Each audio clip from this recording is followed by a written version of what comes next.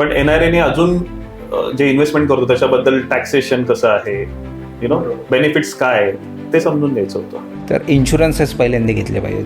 पहिली गोष्ट म्हणजे खूप चीप आहेत इन्शुरन्स इंडियामध्ये, तेवढे चीप कुठेच नाही. पण इक्विटीमध्ये इन्व्हेस्टमेंट आहे ना, कारण आता इंडिया कसं ग्रो होतं आहे ते माहिती आहे तुम्हाला. GDP तर आपण 3 नंबरपर्यंत पोचतो आहे, तर ती इकॉनॉमी अशीच वाढत जाणार आहे. त्यामुळे इंडियन इक्विटी किंवा इंडियन मार्केटमध्ये, इंडियन मॅन्युफॅक्चरर्समध्ये, इंडियन सर्व्हिस प्रोव्हायडर्समध्ये इन्व्हेस्ट केली पाहिजे. म्हणजे तुम्ही काहीतरी थोडंफार देणं लागतंच इंडियाला.